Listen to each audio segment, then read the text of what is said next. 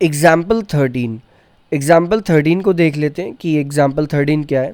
अब तक हमने सिंगल डाइस को रोल करा था, लेकिन अब हम डबल डाइस यानी कि 2 डाइसेस एक साथ थ्रो करेंगे और उनकी कंडीशंस देखेंगे।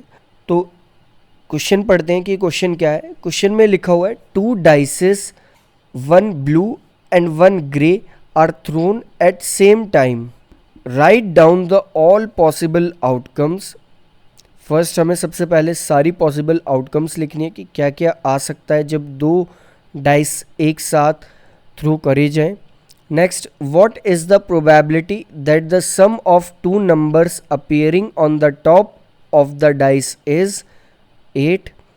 सेकेंड 13। थर्ड, लेस देन और इक्वल टू 12। तो सबसे पहले तो हमें जो जो टोटल कंडीशंस हैं वो क्या क्या हो सकती हैं उसे लिख लेना है। लाइक ऊपर हम बना लेते हैं ग्रे डाइस और नीचे हम बना लेते हैं एक ब्लू कलर का डाइस, कुछ इस तरह से। अब हम लिख देंगे ऊपर वाले डाइस के 6 फेसेस होते हैं, तो 6 पॉसिबल आउटकम्स उसके हो सकते हैं और 6 ही पॉसिबल आउटकम्स इस डाइस के हो सकते हैं, दैट इज़ ब्लू डाइस। तो उसे हम लिख लेंगे 1 2 3 4 5 6 और इस डाइस के पॉसिबल आउटकम्स को हम लिख लेंगे 1 2 3 4 5 6। अब जब हमने ये दोनों पॉसिबल आउटकम्स लिख लिए हैं, इसके बाद हम लिखेंगे कि जब दोनों थ्रो करे गए तो क्या क्या हो सकता है। हो सकता है दोनों में 1 आ जाए, हो सकता है एक में 1 आए दूसरे में 2 आ जाए। इस टाइप की जो जो कंडीशंस हैं उन्हें हम लिख लेते हैं। तो आएगा हमारे पास 1,1, फिर 1,2, 1,3, 1,4, 1,5, 1,6। तो ये पहली 6 कंडीशंस हैं। नेक्स्ट देखें तो नेक्स्ट आएगा 2,1, 2,2, 2,3, 2,4, 2,5, 2,6।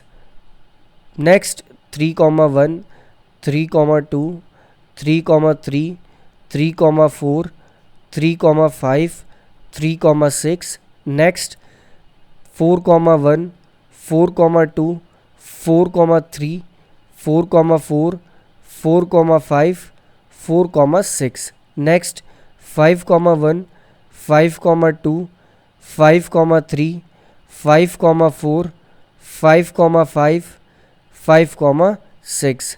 एंड लास्ट लाइन जो आएगी हमारी वो आएगी 6,1, 6,2, 6,3, 6,4, 6,5 एंड 6,6।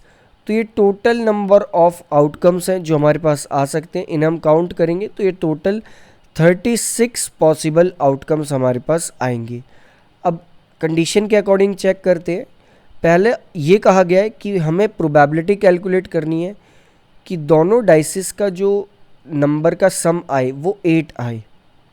तो 8 कब कब आ सकता है? एक तो ये कंडीशन होगी, इसके बाद ये, फिर ये, फिर ये और फिर ये। यानी कि एक तरह से ये 5 कंडीशंस हैं जब दोनों फेसेस का सम यानी कि अलग अलग डाइसेस के फेसेस का सम 8 आ जाए। यानी कि यहाँ पे 6 + 2, 5 + 3, 4 + 4, 3 + 5 या 6 + 2 दोबारा, और वी कैन से 2 + 6। तो इन सब का सम 8 आता है। तो हमारे फेवर में जो कंडीशंस हैं वो हैं 5 और टोटल कंडीशंस हैं वो हैं 36। तो प्रोबेबिलिटी आ जाएगी हमारे पास इसके अकॉर्डिंग, दैट इज सम 8 आए उसकी प्रोबेबिलिटी आ जाएगी हमारे पास 5/36। नेक्स्ट प्रोबेबिलिटी हमें ये चेक करनी है कि दोनों फेसेस का जो सम हो वो 13 हो, और ऐसा कभी पॉसिबल नहीं होगा कि दोनों फेसेस का सम 13 आ जाए। और ऐसा अगर पॉसिबल नहीं होगा विच मीन्स प्रोबेबिलिटी होगी 0।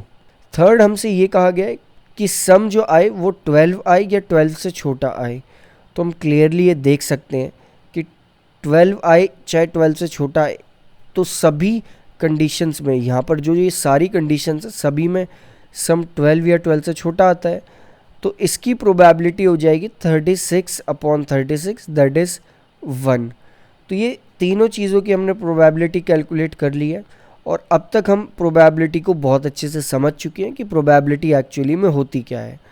नेक्स्ट अब हम इसी से रिलेटेड कुछ एक्सरसाइज के क्वेश्चंस करेंगे और प्रोबेबिलिटी को बिल्कुल एंड तक कंप्लीट कर देंगे ताकि इस चैप्टर को हम बहुत अच्छे से समझ जाएं।